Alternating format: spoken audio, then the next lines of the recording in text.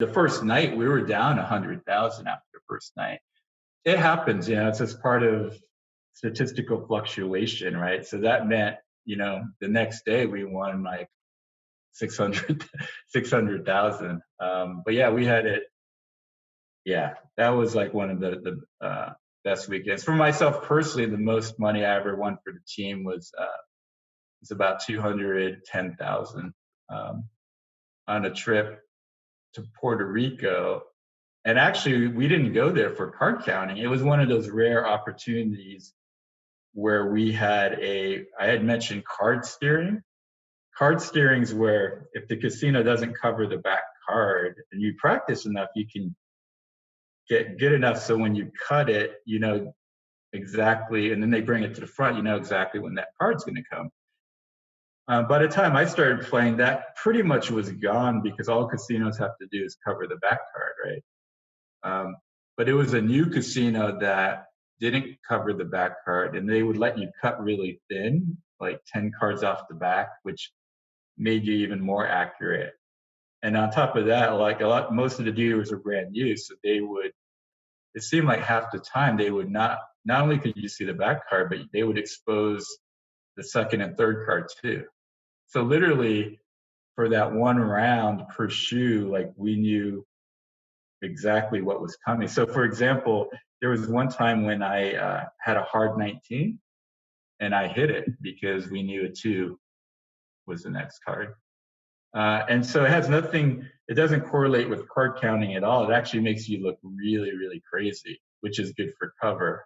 And so, yeah, that was probably the only opportunity I ever had to do the advanced strategy where it was kind of a perfect storm that lined up for us. And we didn't even play that much. They only had $2,000 limits, and we won over 200,000. Whoa.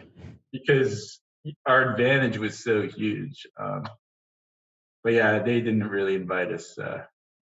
Yeah. I was gonna say, dude, you're a walking advantage. Yeah. Whatever you got going on in your brain, Mike, you got the sauce, man. So hi, my name is Mike Aponte. This is my golden hour. Boston, 2020, an era of chaos. But one podcast perseveres to unite the city. Ha ha ha! Yes, sir, baby boy. It's Big Bochi, and you're now tuned into the #1 podcast in Boston. Season 6 is booming. Sweet. Before we begin, I got Chris on the phone, who is the mastermind who set everything up. And then I also have our other producers, Brendan and Sarah Sluggs. You guys want to say what's up to Mike? Hey, Mike, how we doing? Hello, how are you? Hey, Mike, how's it going? Hey, great to meet you guys. So your apartment's like perfectly symmetrical, man. Yeah, it's funny. I actually was never into video calls, and funnily enough, I started doing them in January because one of my clients is big into them. I kicked in, and as you know, it's kind of part of the culture now. I know. I actually hadn't even heard of Zoom until the virus hit. Yeah, it's really impressive because I had used some prior ones in past years and I never really liked them, but the Zoom is just so reliable and just really easy to use. So. It's awesome. Well, hey, we for this episode, the researchers were on it the past 2 days, man, and we tried our best to come through with some really good points. And so I watched. Actually, before we move on, you want to just give a quick synopsis of who you are and what you do? Sure. Let me. My AirPods keep cutting in and out here. Also, I'll formally introduce myself. I'm Connor. I'm glad we met, man. My name is Mike Aponte, and in my past life, I was one of the leaders of the MIT card counting team, which a lot of people might be familiar with in the movie 21. So these days, I took some of the most valuable lessons I took away from that whole experience was the importance of kind of identifying the right data and then quantifying it in the right way to make better decisions. So I work in analytics and machine learning to help companies and organizations make more informed decisions. And when you were growing up, did you always have a knack for cards and gambling, or is it something you kind of just picked up along the way?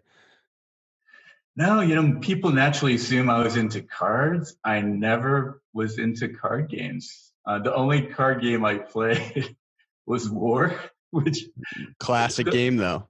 yeah, it doesn't really have any skill to it. Yeah, so growing up, my brother and I were just into school and sports. That was our big thing. So yeah, never into card games.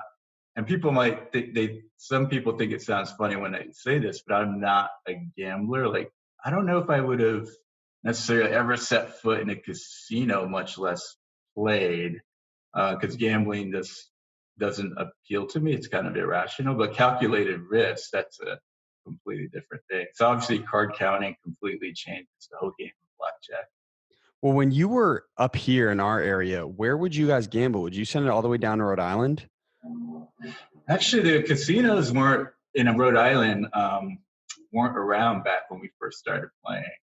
Interestingly enough, it was Foxwoods when they announced that Foxwoods, they would be building a casino there. That was the whole catalyst for the creation of a startup called Strategic Investments. And most people don't know this. They raised $1 million, and the whole business plan was to recruit MIT students, train them to count cards, and then set them loose on the casinos. So at that time, it seems such a long time ago, there weren't really that many casinos in the country, relatively speaking. Atlantic City, Vegas, Tahoe, I think Mississippi. But other than that, there was no Indian gaming, and a lot of these riverboats weren't around. So it's kind of great timing that right when the team got put together, all these casinos started to proliferate across the country. But yeah, Foxwoods was actually the whole catalyst, and that's the first casino I ever played at. And then, as you guys know, not too long after that, Mohegan Sun opened up there as well. Well, Boston has a brand new casino, right? I do. Yeah, people always tell me about new casinos opening up. Fortunately, my card counting days are over. I'm like probably the most well-known card counter, so I wouldn't last very long. Have you been to? Yeah, I've also been to Vegas, so it's modeled very similar to a casino on the strip. It's a Wynn casino. So Yeah. The developers are pretty much the same, and it was a really big deal when they brought it here. And just obviously because of the virus, it's closed. But it's even fun if you're to come back out to Boston ever just to walk through. It's like really an immaculate venue. Well, that's not surprising given it's a Wynn property. Yeah, money, wealth. Well, what did Kendall? I mean, we kind of talked about this on the phone a little bit, but what did Kendall Square look like a little bit when you had just got to the city? Kendall Square. I mean, it was definitely different than it is now. Now it's much more bustling, a lot more developed. I think I was actually in Boston for the first time in a while, about a year ago. And so, of course, I had to visit some of the old haunts. So, like Old Kendall stomping Square, grounds. Yeah, Kendall Square and Central Square they've been developed so much since, my first days at MIT. And luckily, it felt good, though. The campus itself seemed relatively the same, especially the Infinite Corridor, if you're familiar with it. That seemed exactly the same. I'm not actually. What is that? Infinite Corridor, it's this really long corridor that you kind of enter right across from if you cross Massachusetts Avenue from one side, and it's kind of that well-known shot of the steps leading up to the pillars and the dome. But students, everyone, you have to walk. You go through that corridor to go to your classes, and go to one side of the school to the other. Well, so as I was telling you on the phone, so I have a secret hideout at MIT that nobody knows about. And I don't think the school administration really knows about either. But if I've ever have to do like very focused work, I'll do it there. And I realized at some point that all the buildings there are connected. It's like a huge maze. And so I don't know the name of the building, but you know, if you like, you're coming off Memorial Drive, you come into the math building, you take a left and you like walk all the way back. It like looks like a little Dr. Seuss village. Do you know what I'm talking about? And you're talking about on the main level. Yeah, it's on ground level. It's just like a weird cluster of buildings that actually looks straight out of like Cat in the Hat. Are you talking about on the inside or the outside as far as kind of this Dr. Seuss look? Outside. Outside. Okay, yeah. Outside, yeah, I know exactly what you're talking about. It was the most like weirdly distorting thing I'd ever seen. I thought I was like actually losing my mind. I was like, where am I, man? This is wild. So you go there from time to time to get away, get a little quiet time? Well, no one really talks to you at MIT, so it works. Yeah, well, that's good to hear because I wonder, because obviously, you know, since with security has really changed, I often wonder what it's like in terms of moving around campus and so forth. But it's good to hear you could do that because we actually, as a team, the big keys to our success, we would meet twice a week in an MIT classroom, just to, you know, an empty one, and practice, you know, as a team. So sometimes I wonder if that's even still possible, but it sounds like it is. I don't know if they lock all the classroom doors come evening. Well, it's not tip them off. It's not telling them. Can you just give a quick summary of kind of your story and how everything kind of went down? I'm sure you've told the story a gazillion times, but I just want to inform people. Sure. Well, it's interesting because you look at the whole history of card counting, it actually is largely entwined with MIT, because actually the father of card counting was a man named Ed Thorpe, and he was a professor at MIT back in the late 50s when he had a hunch that blackjack could be beat if you could formulate the right system. So he actually had a big advantage in that he had access to MIT supercomputers, which at the time were like the biggest, baddest computers. I don't know if you might have heard of them. They're the ones that had the huge tubes and took up multiple floors. Yeah. Yeah. I mean, what's funny is that supercomputer is probably weaker than any of our smartphones, but they were the best thing going that day. But one of the great things about computers is they're great they can simulate things really fast. So everyone's heard that term, the long run, right?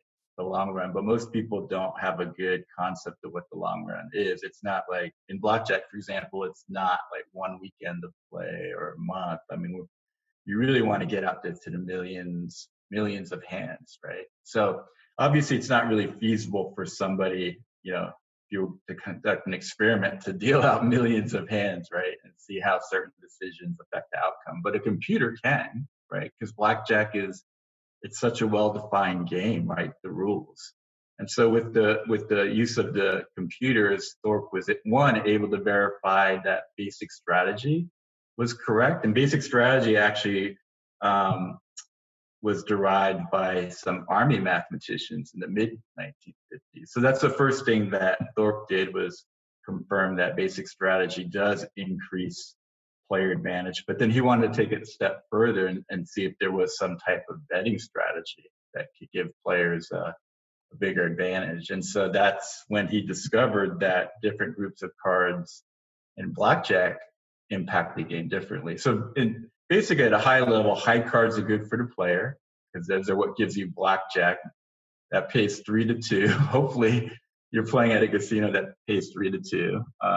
And then also when you double down and split, those high cards are better cards to draw, right? And then conversely, the low cards favor the dealer over the long run because the dealer is less likely to bust when drawing low cards. And then also the fewer blackjacks that are dealt, that's better for the dealer, because if you think about it, the dealer doesn't get the same payout on blackjack, right? The dealer only takes whatever you bet, as opposed to the players who they get a bigger payout than what they risk. And then you have the neutral cards, the 7, 8, and 9, right? Which, relatively speaking, don't favor the house or the player. So, but in any number of decks, whether you're playing double deck, 6 deck, 8 deck, there's an equal number of high cards and low cards at the start of a new shuffle. But as soon as the dealer starts dealing, right, that balance is going up and down, right? So that makes it very different than the other casino house games like roulette, right? Every time you spin a roulette wheel, it's a brand new ball game. What's happened in the past gives you no insight as to what's going to happen next. But in blackjack, it stands to reason that if a lot of low cards have come out, a surplus, then there has to be more high cards remaining, right? If you've counted correctly. And then that's when the player starts gaining the advantage, and then you just wager in line with your advantage. So that the general idea is to bet little or nothing when you don't have an edge, and then bet proportionally more as your advantage increases. Now with our team, we scaled it up and made it a business. So with strategic investments, that company/team actually failed. I got recruited on the tail end. I made it through training and passed all the skills tests, but not too long afterwards, they ended up dissolving the team. Now, how old starts? How old was I? I was 21, I think.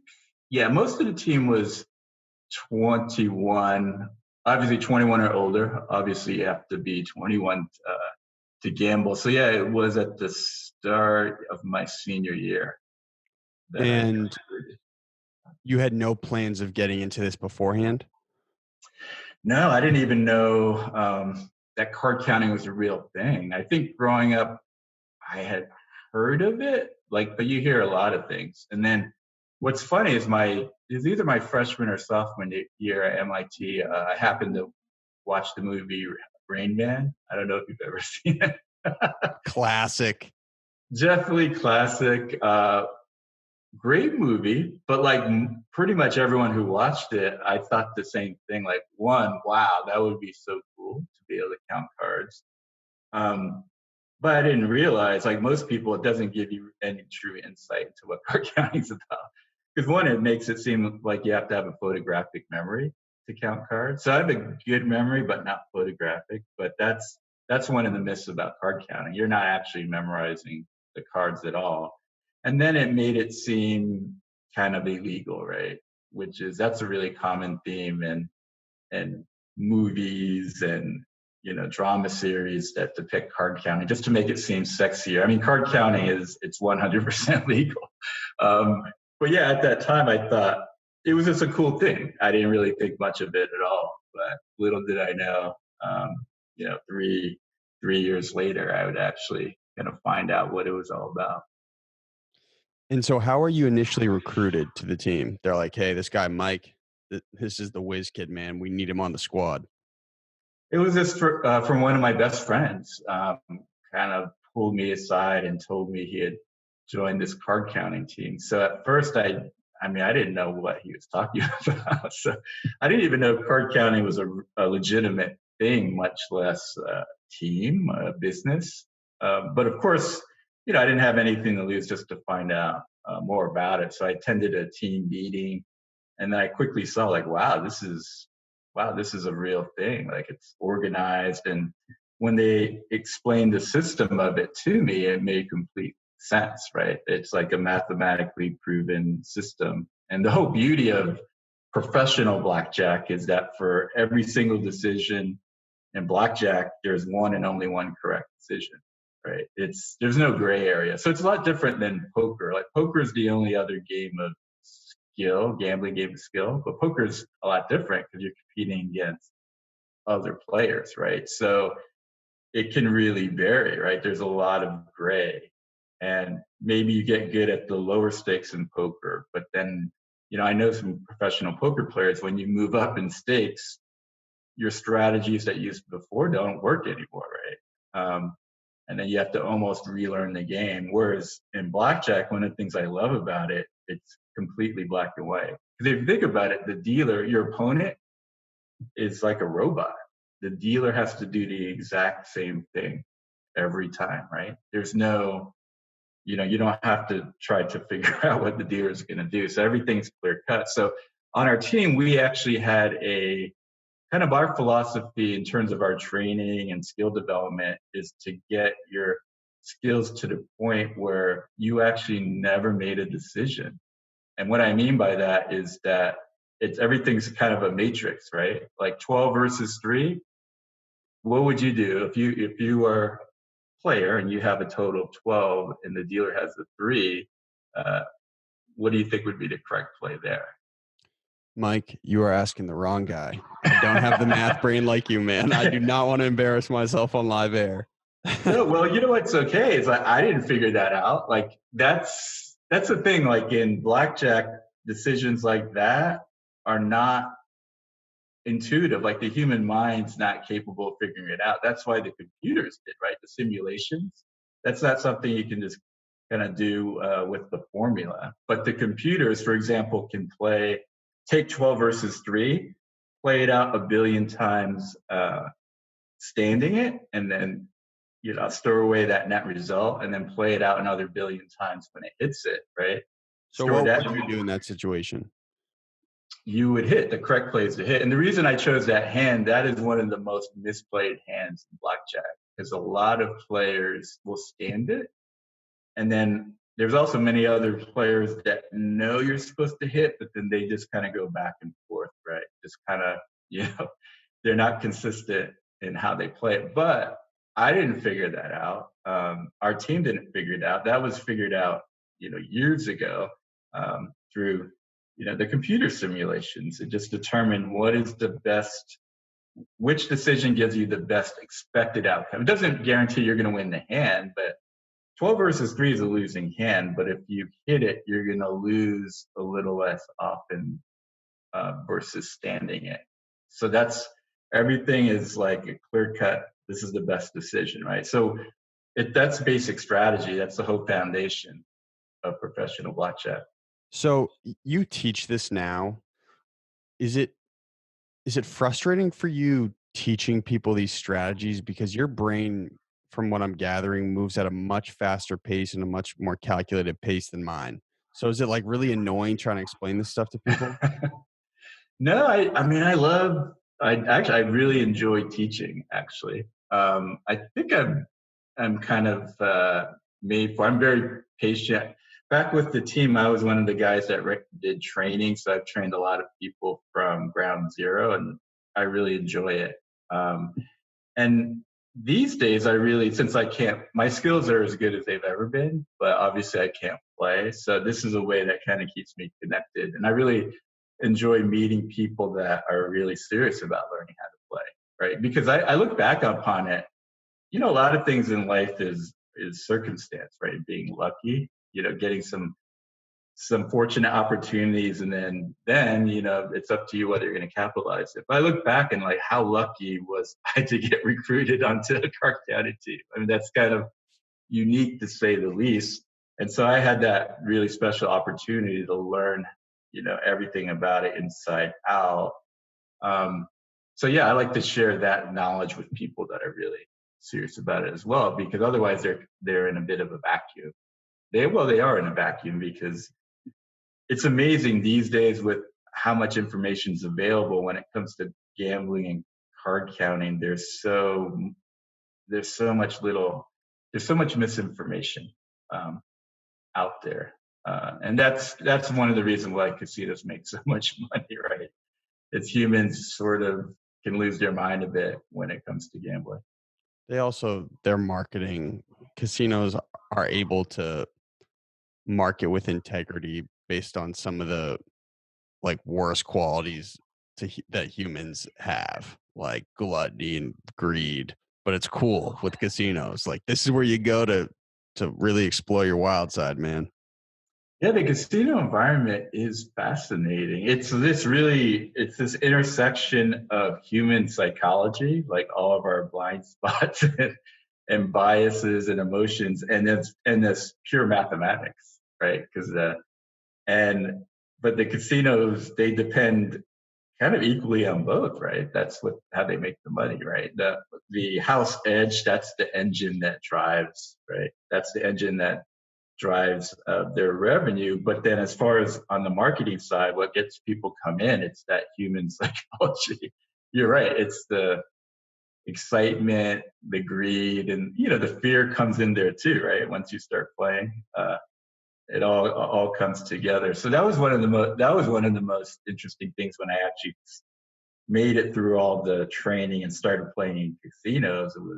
It kind of blew my mind observing other players, like how did they arrive at their decisions, and then they really hold tight to the way their belief system, even though it's completely wrong, right? I mean, that's just a human nature thing, right? You'd have to like justify the way we justify our actions or our beliefs, even though they're not founded on anything. In some cases, not founding on anything substantive. But yeah. So in all of your time in casinos, what's like the wildest thing you've seen? Just because casinos are the most insane collection of characters known to man. Like, have you just seen someone like, okay, that's my mortgage, see ya? Yeah, I've kind of seen both ends. It is a bit sad because I have seen people that I mean, it's kind of obvious, right? That they're betting, they're betting money that they can't afford to lose, right? And then I've had a number of people back in my playing days that would ask me, like in Atlantic City, that was one of one of the first places I played, right? There were more than one occasion where people would ask me for money for a bus ticket back home, and I knew they weren't trying to scam me. They literally did not have any money because they had lost it all. And then on the other end of the spectrum, I guess there were the people that could afford it, like the whales, right? The high rollers. And it was just kind of crazy to see, the money they're wagering, but then it was nuts to me that, like, for example, the count could be really negative, right? And even more so in the house's favor, and then they'd be betting, putting out $15,000, right? And so I mean, the good thing was these people could afford it, but at the same time, I'm like, wow, it's interesting. And a lot of those high rollers, it's interesting because they are really good at and successful at what they do in terms of their businesses, but that same mentality and approach, it goes completely out the window, right? As soon as they set foot in a casino. Yeah. So where does ego play into the success of a blackjack player? Like, you have to be totally egoless. Well, I mean, ego factors in is a huge factor when it comes to gamblers, right? And that's one of the reasons. That's one of the traps, right? Because humans, we don't like uncertainty, right? So that's why if we're uncertain about it, we have to plug in that uncertainty with the belief, right? We're like, oh, this is how 12 versus 3. If you're really honest, you would say, when you were honest, right? You said you didn't know, right?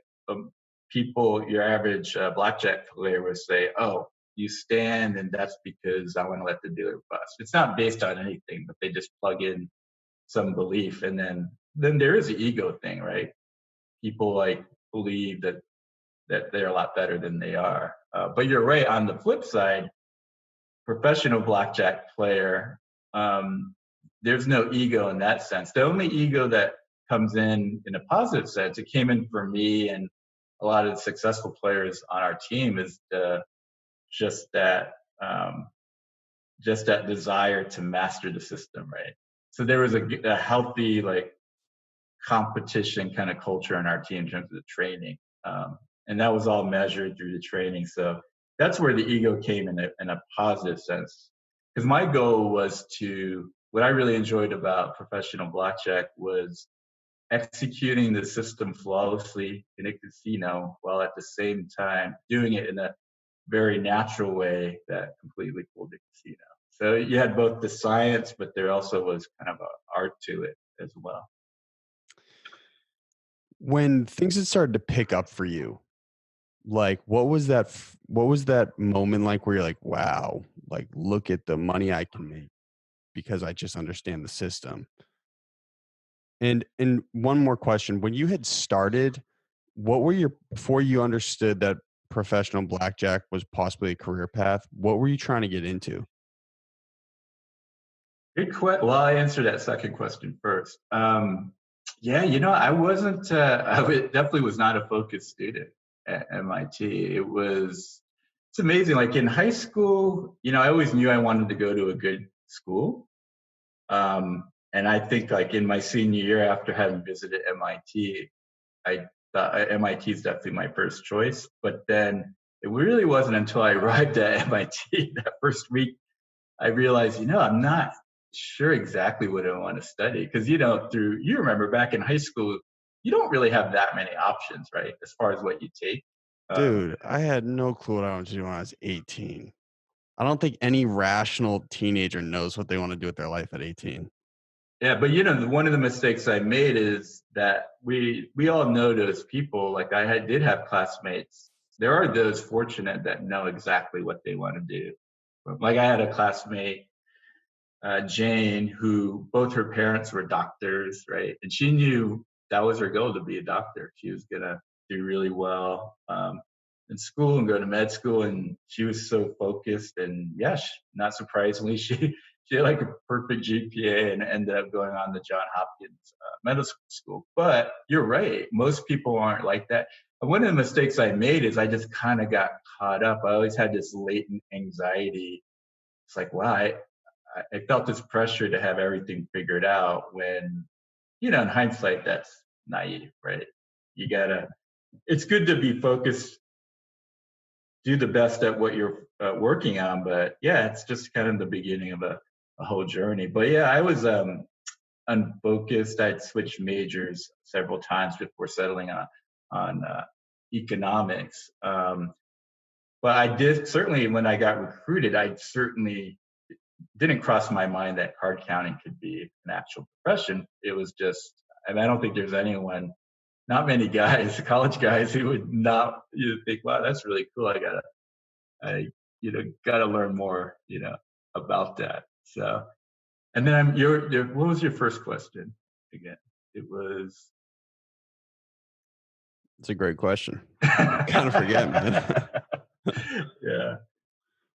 Nonetheless, hey C-Mac, you got a question for Mike?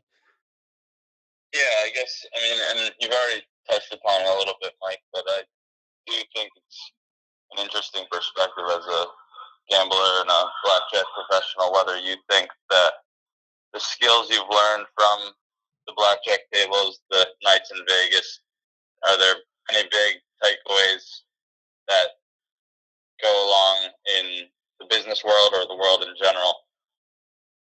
Absolutely. Yeah, absolutely. So I talked about it a little bit at the top, but yeah, the big takeaway, and I wasn't obviously thinking in this context when I was going through the experience, but when you're making, particularly in the business world, one of the things when I got after I got forced into retirement, when I got into consulting and I started meeting like C-level people, I was just amazed that they were making decisions similar to like gamblers at the blackjack tables, kind of based on conventional wisdom, assumptions, ego.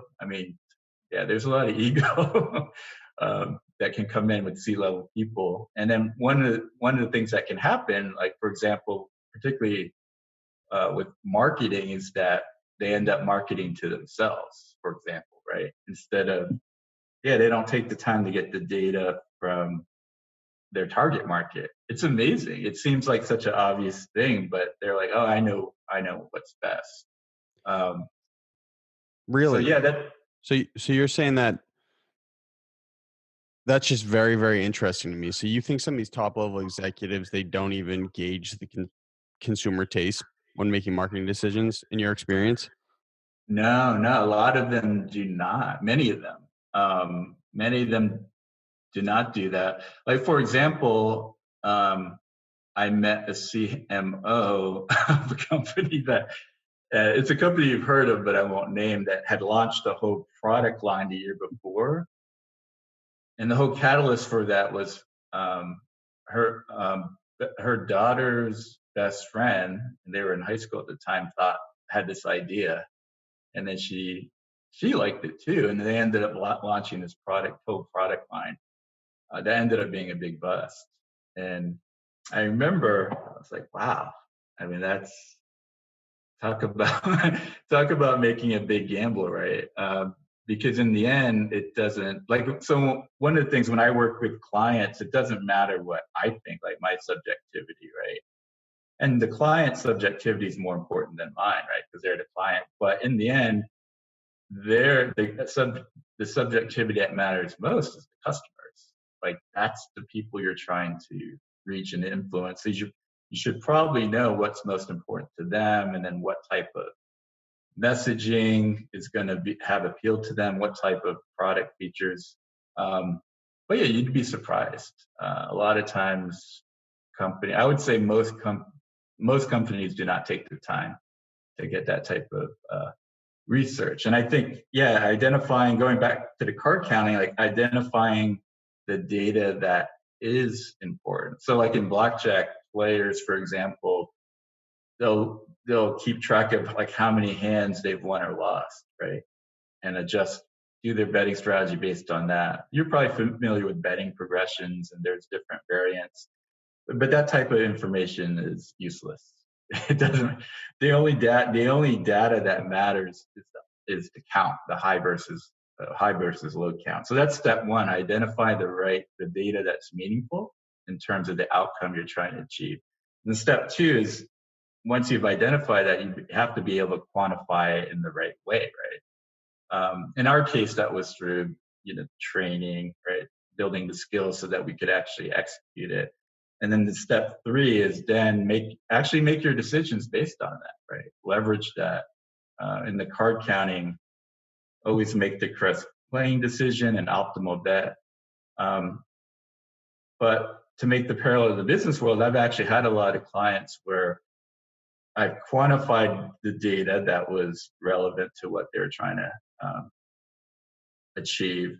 And they're like, oh, this is great. They look at all the data and insights, but then I kind of know that they don't follow up on it, right? It's like, wow, it was like an aha moment, but then, they just get caught up and then they don't follow through and leverage it. So yeah, identifying the right data, quantifying it in the right way, and then following through and leveraging it. Those are kind of the three big things that you need to do to make data impactful. Now, how would I do that with the podcast? Because we have a growing base in Boston. It's been a very organic growth, but I do feel like our content, sometimes we have moments where it's like we have banging content and people get really excited about it. But then if I put out content that I personally like and I think is most valuable to the consumer, sometimes the engagement's the lowest. So how would you recommend I make decisions? Oh, you know what's so simple? And this is a means by which I collect a lot of the data, right? When it comes to that customer preference, is send out a survey, right? Invite your fan base to take a survey, right?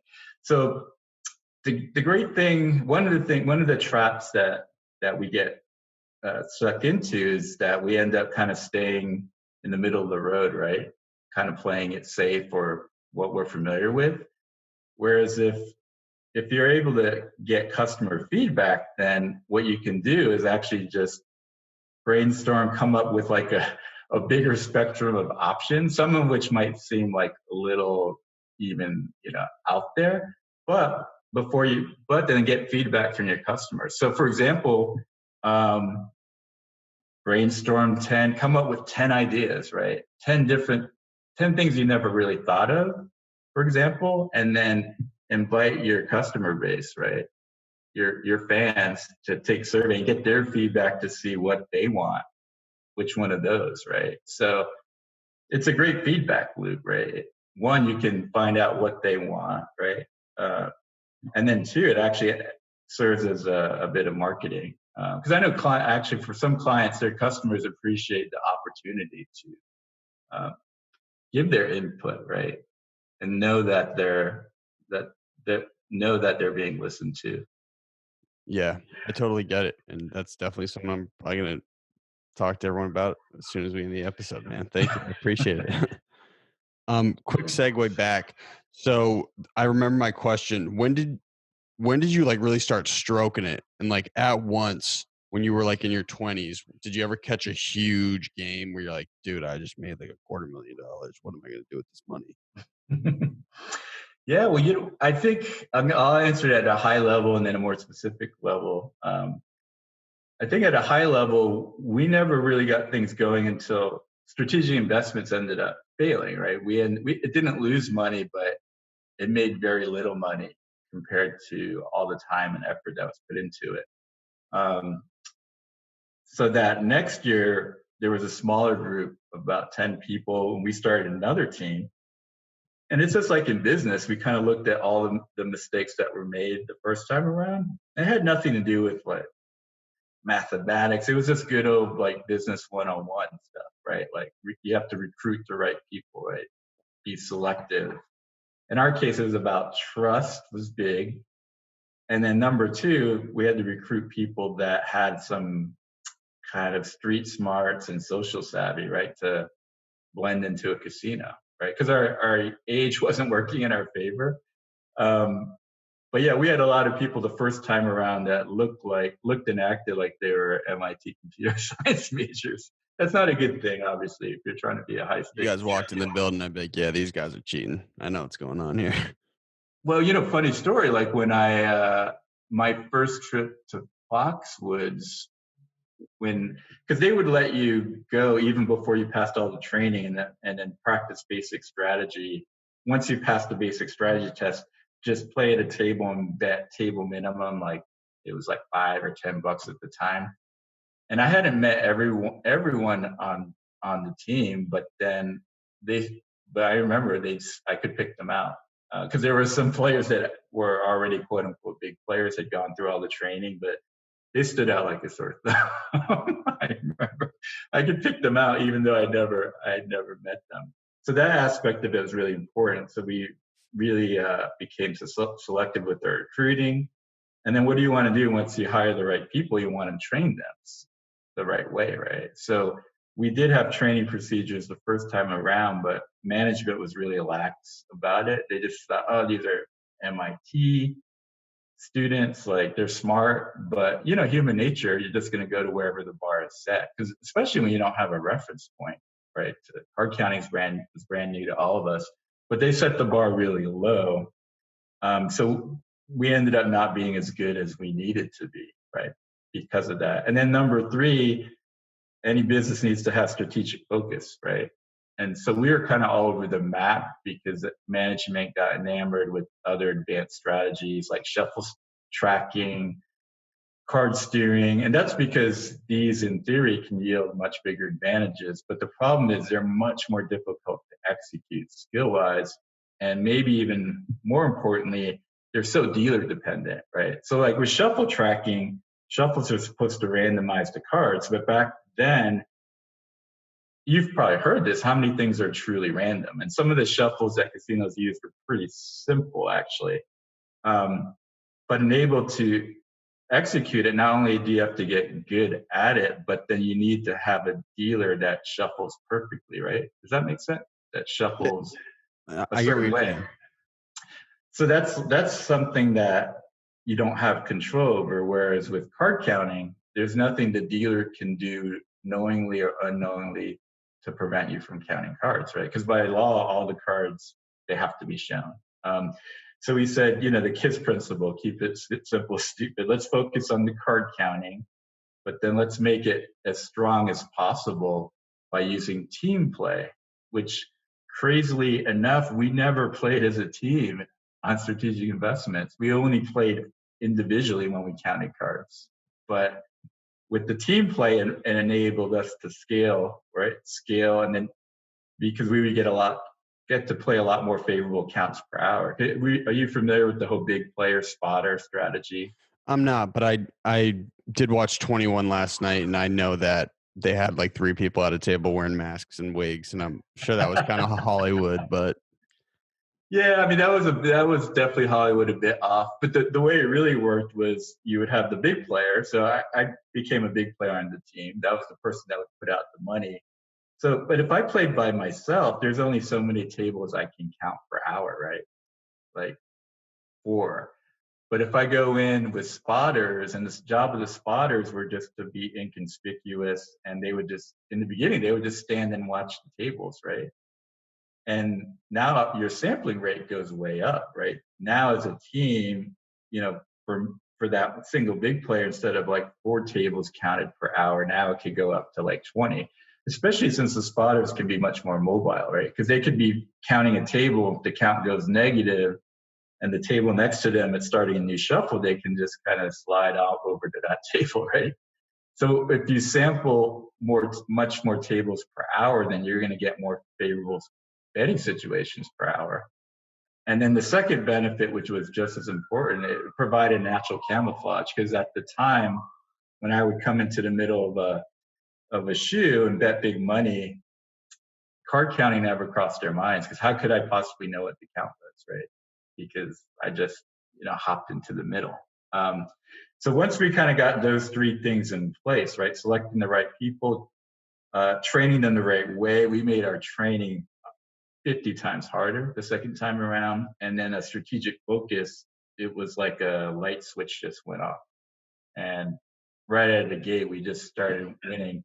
And you asked like when, and so that I remember I went on that first trip for the new team. I played at MGM Grand.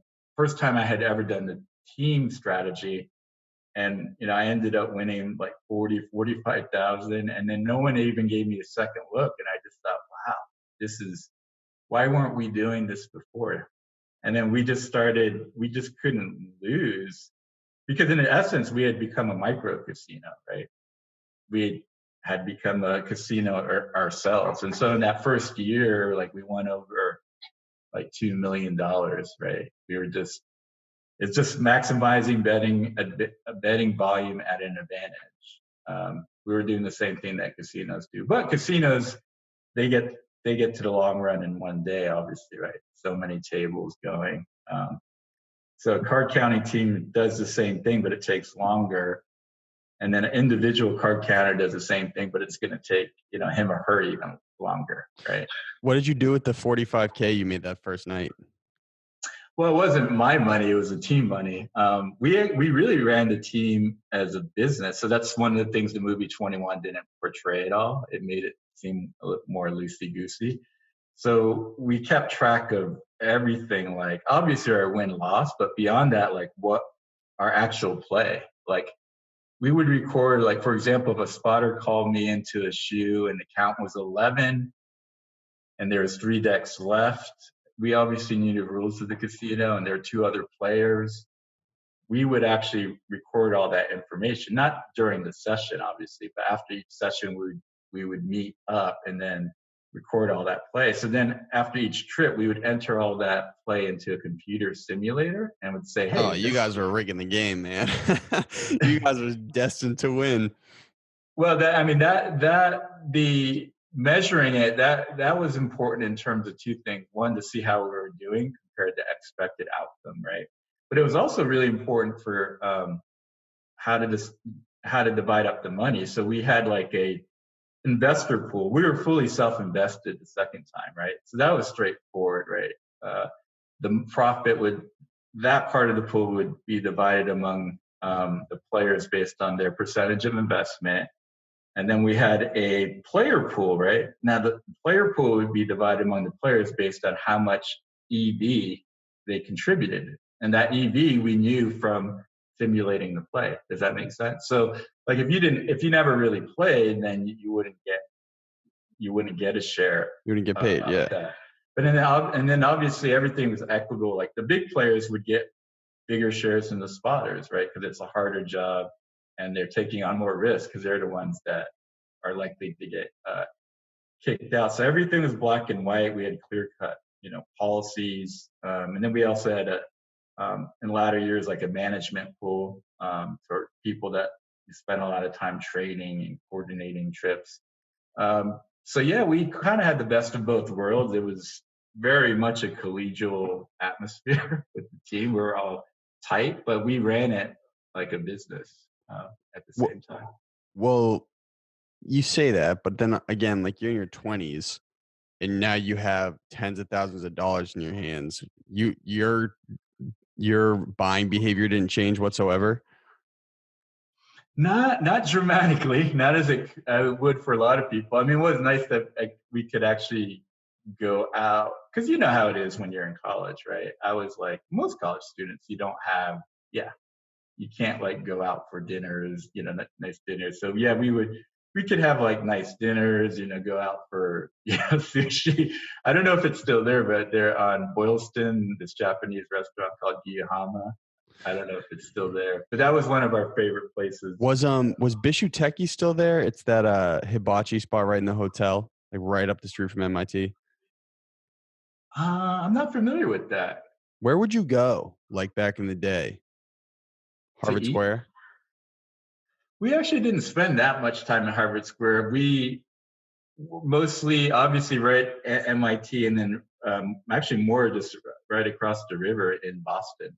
Like, for example, I moved into right there in the right there in that Back Bay area near Boylston and Mass Ave.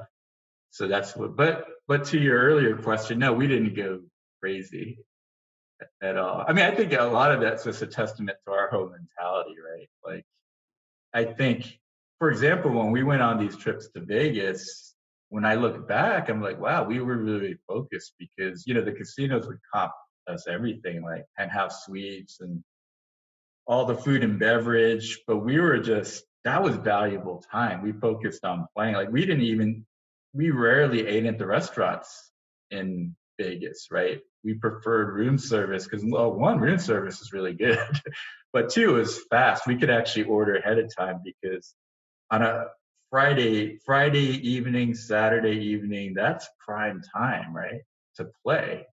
So going to a restaurant and having like a 2-hour dinner, I mean, that's just money, right? That's going down the drain. But yeah, looking back, there's a lot of most people that go to Vegas obviously have a different objective. I mean, don't get me wrong, we enjoyed it. We definitely enjoyed the perks, right? But it really more in the sense of it just helping us. We worked hard, right, and stay up late. So it's nice to be able to stay in a really nice suite, have really good food delivered to you. But obviously our objective was very different than most people.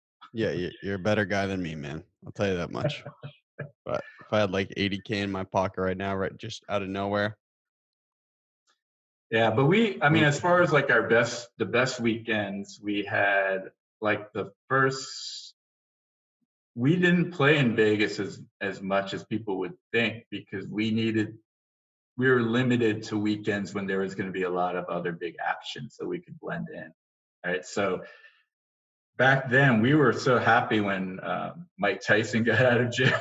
I know the feminists weren't happy, or women's rights, and justifiably so. But for us, when he signed that contract, that was huge for us because those fight weekends at MGM were like spectacles. He was, I'm sure, such a huge draw. You're talking professional athletes, celebrities, like a lot of the whales would come in, people that were betting a lot more money than us, which was great.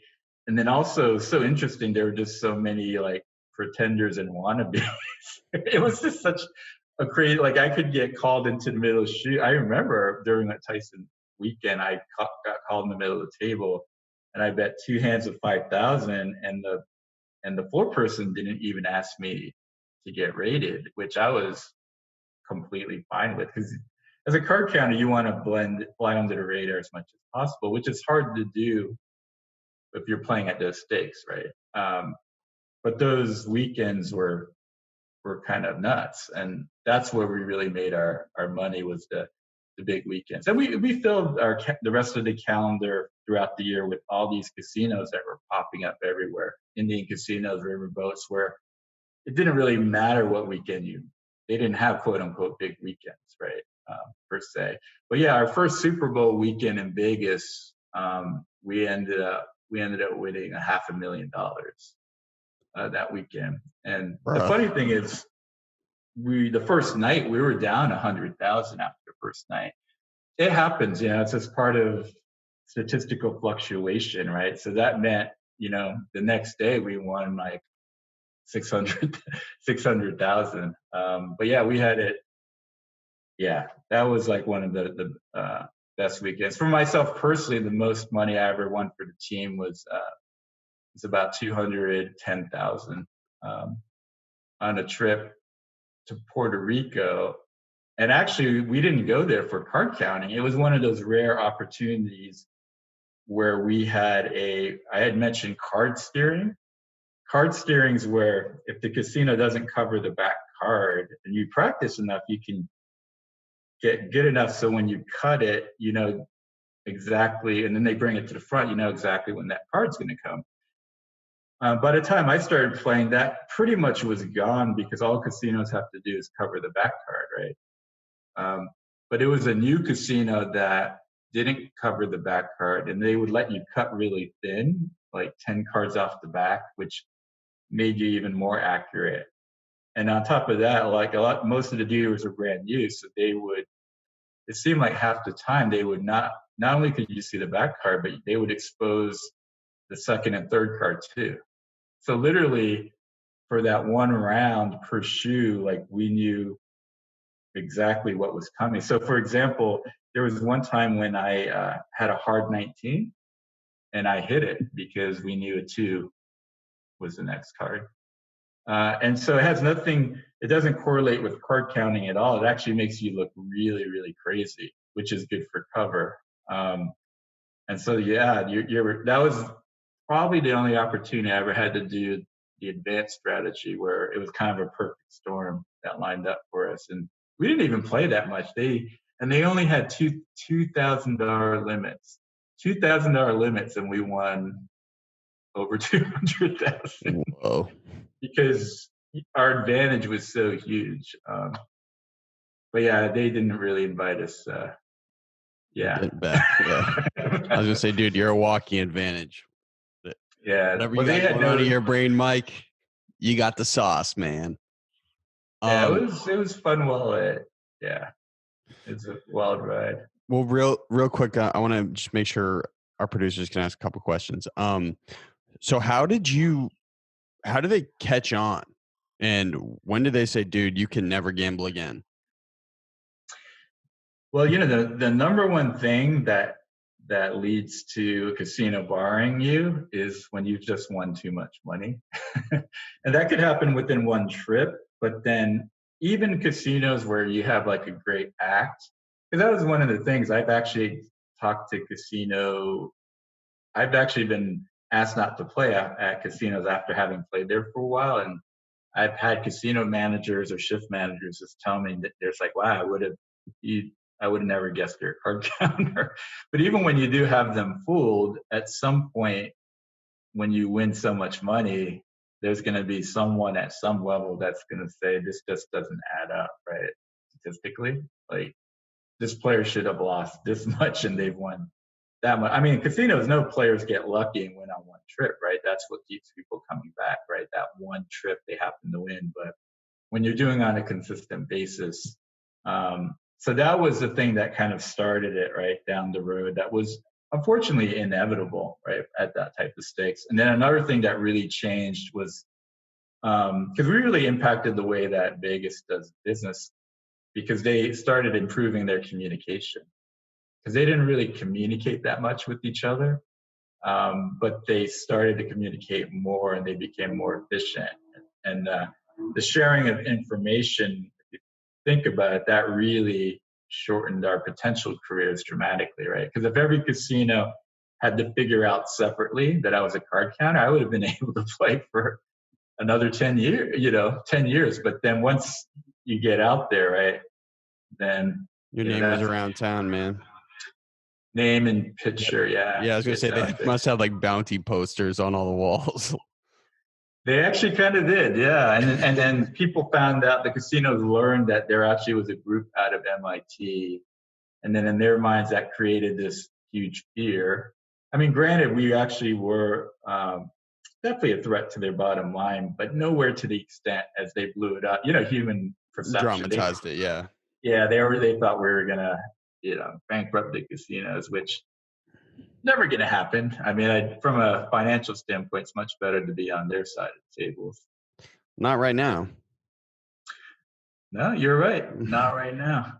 I was talking about that with someone. I actually had a call with a casino, right, in terms of like talking about how they're going to get their customer base to come back. But yeah, you can argue, and the airline industry, casino industry, maybe two the most impacted. And I mean, a lot hotels. Have been hurt. Hotels, but because at least in a hotel there can be, hotels too, restaurants obviously, but at least there's some natural demarcation. But yeah, with the casino, it's just inherently in its nature there's constant churn, right? So like it's going to be interesting for them to figure out, do we require, how many slot machines of space do we require between each player? Is there going to be a limit to, at a blackjack table, is it just going to be two people? One has to sit at first base, one at third. I mean, there's a lot of interesting decisions that are going to have to be made. How many cigarettes you can smoke in the smoking section? Because you're putting yourself, you're asking for the coronavirus. You walk into that smoking section, man. It's game over. Your lungs are like 10 years older. Yeah, it's brand new landscape for everyone, right? But I think the casino industry, one of the ones that are going to have even more uncertainty. Real quick before I leave it up to the producers just to close stuff out. Very random. What are your thoughts on common simulation theory about like our reality and humanity possibly being a simulation? It's interesting. Certainly, I mean, you can't, I guess rationally you can't say it's not a possibility, right? Conjuring up like, the Matrix. It's funny because I talk about, I talk about this a lot with like friends about, everyone's heard the word skeptic, right? Skeptic has a bit of a negative connotation, but actually it's not really a negative thing. Like the definition of skeptic is someone who's open to any possibility, but then it has to be proved, right? So it's certainly interesting. I'm not saying there's not any proof, but it's like when I was growing up, I like really wanted to believe that there was a Bigfoot. But it's still out there. Yeah, I now believe that there is no Bigfoot. I would love for there to be a Bigfoot. Hopefully I'm wrong, but the fact that there's never been any, skeletal remains found, like to me, so there's no Bigfoot. And just like with UFOs, I'm open to that possibility, but I just haven't really seen any hard evidence. I'm kind of hoping it is, there is life out there. But yeah, the alternate, that simulation, that whole scenario it's interesting. It's possible. Does it have any mathematical backing? Or is it just like Fugazi? Yeah, I don't know if there's any mathematical, backing there. I remember when I was young, I remember hearing some theory about how our entire universe could actually be at such a small beyond microscopic level, we could actually be inside the cell of some other organism, right? I mean, I remember thinking, that sounds kind of cool. But but yeah, as far as it's definitely interesting, the whole simulation theory, but I'm definitely not I don't have any educated insight to provide. Figured I'd ask a smart guy like you, man. Hey, Slugs, get one off, man. Hit him with a haymaker. Yeah, so I was wondering, high level gambling and like the World Series of Poker and stuff is mostly dominated by males. So why is that, and what's it like for females in the poker and gambling scene? Well, I'm not a professional poker player myself, but I mean, I actually think it's a positive testament to women that there aren't more female professional gamblers. I think gambling just naturally draws more males into it, just because I think females they're just more level-headed, and they're just more level-headed, and gambling, obviously, professional gambling has a lot of like there definitely is ego that comes in and real thinking as well. Like with the MIT team, we definitely were open to certainly. I mean, not just open to. We actually did try to recruit more females, right? Because they could even blend in more effectively than males. But it was something that we just weren't able to do, just because yeah, females have better things to do in general. So But yeah, I that don't was think there's Hollywood, any right? innate Movie. in terms of yeah, the movie is very Hollywood by design. But yeah, I will say that men are not inherently better at professional gambling than females. It's just females aren't drawn to it in the same way that men are. Whoa. Brendan, hit me, dude. Yeah, so I'm just wondering, how common is card counting right now in 2020? Obviously not right now, but like when the casinos were open, and also, is there anything like you see innovative that you could do to maybe make it more secretive or get past all the surveillance and communication that the casinos have? Well, I think card counting is just as prevalent as it is before, or even more, but done on an individual. Because the vast majority of card counters do so individually. Forming a team has its own challenges, like trust being the big one. Although I will say that even just finding one other person that you trust, I mean, that constitutes a team, and you actually gives you significant advantages over versus playing solo. Now, as far as flying under the radar, it's the best way to do that. It hasn't changed. You just have to be smart about it, right? You need to really be observant what's going on without looking like you're being observant. And there's simple things you can do, like, for example, casinos have 3 different shifts, right? And so each shift, in a sense, could be like a different, right? A different career. And so, but yeah, it's about being It's about being aware of what's going on.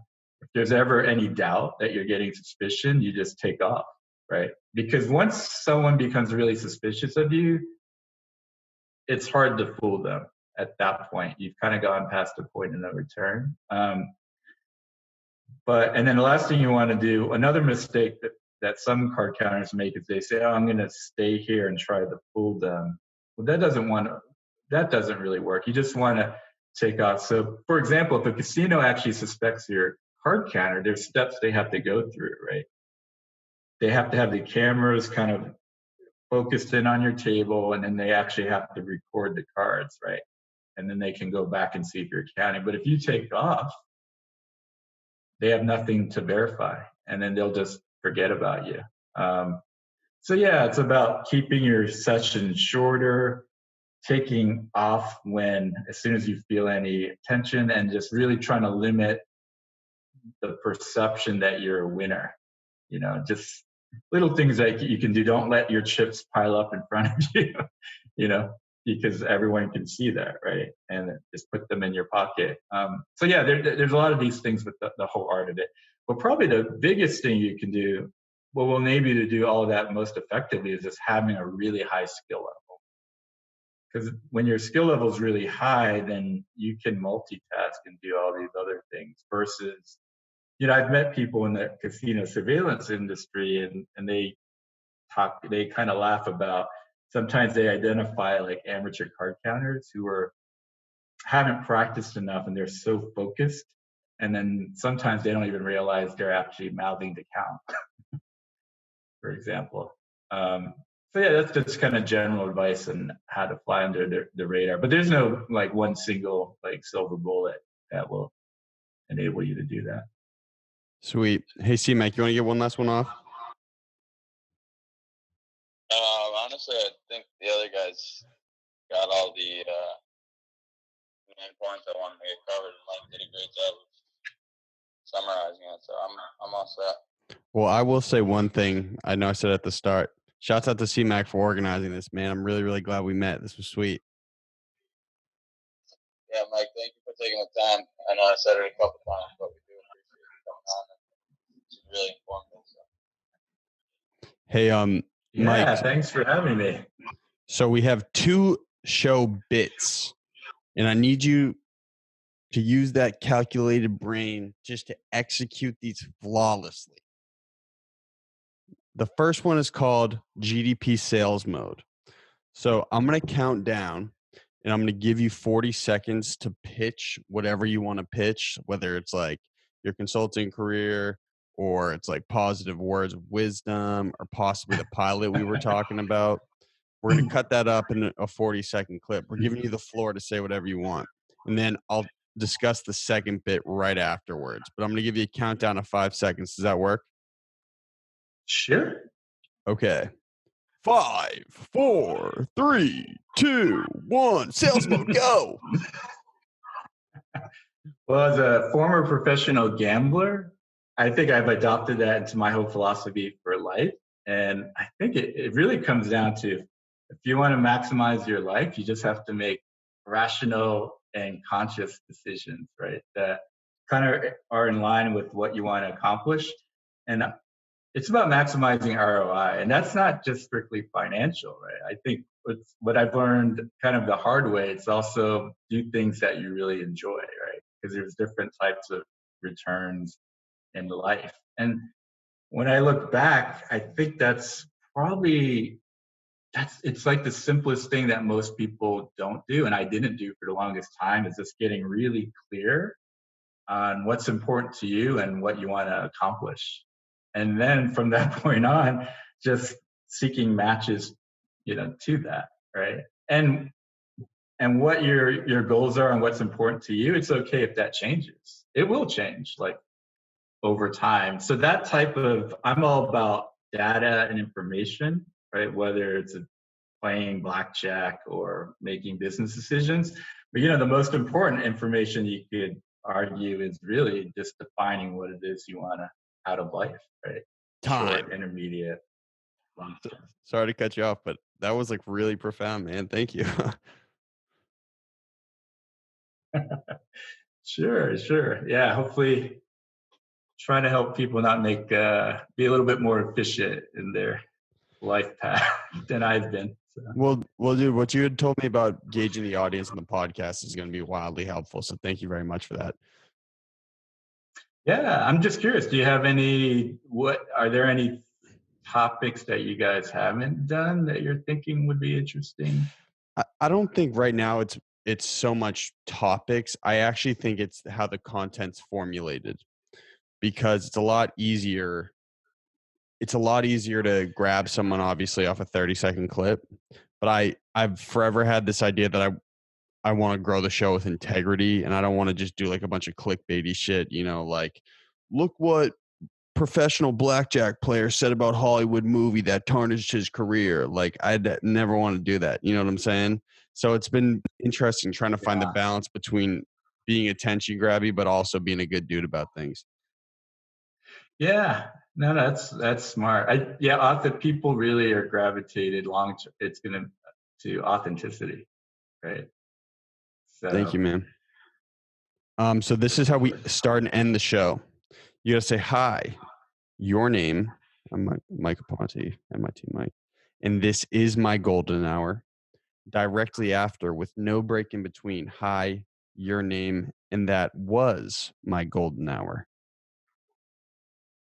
So, hi, my name is Mike Aponte. This is my golden hour. Bang.